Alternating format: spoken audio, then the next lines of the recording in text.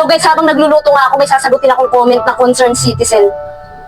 Dahil nga minsan nabubuli ako, nilalait ako, merong isang concerned citizen na nag-comment. Wait lang, salang ko lang tong niluluto ko. Ang sabi dito ni Madam LB, thank you so much na agad Madam LB. Sabi niya, te, okay lang yan, sige ka mo mambuli sila sa'yo. Pwede nating solusyonan yan. Meron akong cosmetic surgeon doctor na pamangkin. Kaya niya yan ayusin. Pag ready ka na, message ka lang sa akin, help kita. O diba? Sobrang bait ni Ma'am LB. Sobrang kong na-appreciate yung ino-offer mo, Ma'am LB. Thank you so much po. Pero kasi, hindi ko kasi naisip yan sa future talaga. Kahit kung bata pa ako, hindi ko naisip na magpapabago ako ng itsura.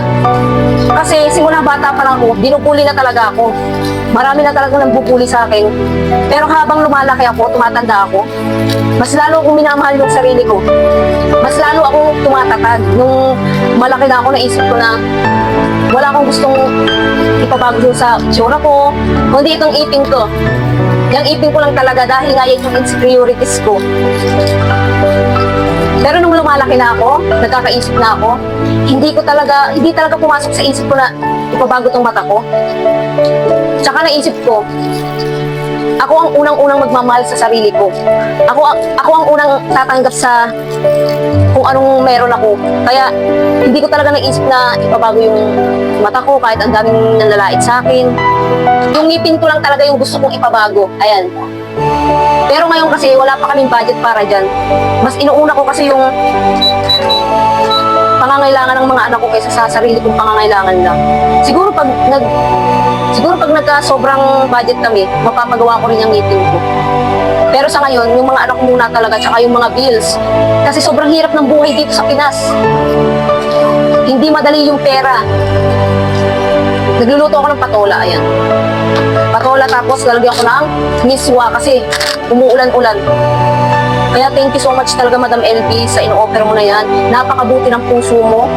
At sa mga nanlalait naman sa akin, sanay naman akong malait. Simula bata pa lang ako kaya nga matatag na ako ngayon eh. Pero wag naman kayong masanay mambuli. Dahil hindi naman lahat ng tao katulad ko na kayang dalhin yung mga pambubuli nyo. Merong iba na hindi kaya, dinadamdam nila. Kaya tigil-tigilan yung pambubuli nyo ha. Tumingin muna kayo sa salamin. Yung pambubuli naman sa akin guys, ginagawa ko na lang talagang katatawanan. Kasi kung nasasaktan ako dyan, hindi ko na siya ilalabas pa, hindi ko na siya gagawa ng content. Talagang natatawa na lang talaga ako sa mga nagpo-comment na nambabash, nanlalait, lalo na yung mata ko laging nilalait. Kasi wala nang epekto sa akin yan. At immune na ako sa ganyang paglalait. Wala na bang mas malala pa dyan? Parang sarap nito. Eh, dapat pala nilagyan ko ng itlog.